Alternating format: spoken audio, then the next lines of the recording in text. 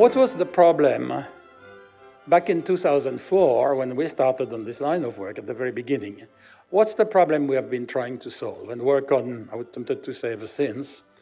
And there are two issues there. There is an issue of where in the environment, in what kind of competitive conditions, and I'm coming from international business and strategy, so I'm interested in competitive environments. So in what type of competitive environment do we need strategic agility?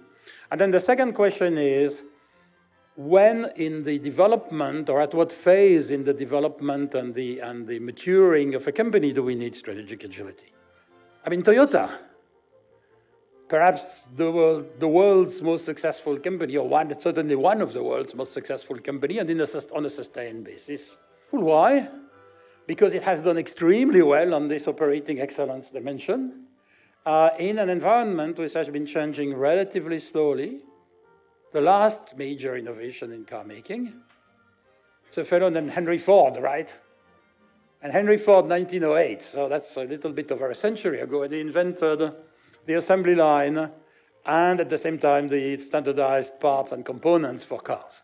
If you have been if you are in an environment where change is very complex but slow, that's where strategic planning in its conventional, what we used to teach and to some extent still teach in business school is quite true and applicable.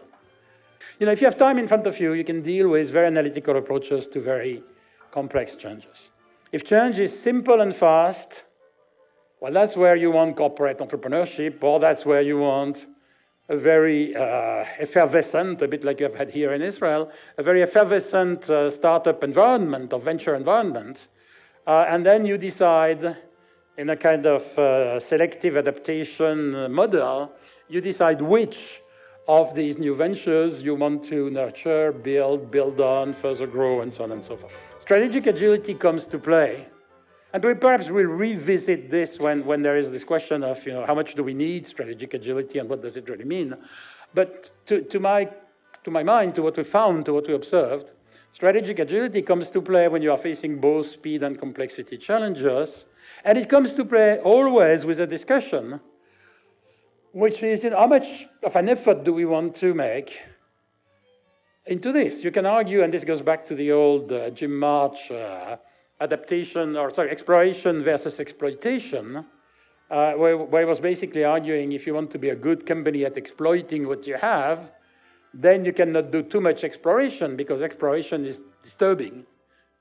But among companies that succeed, obviously it's not because they do the wrong things, otherwise they would not have succeeded. But then they may fail later because they've done the wrong things for too long.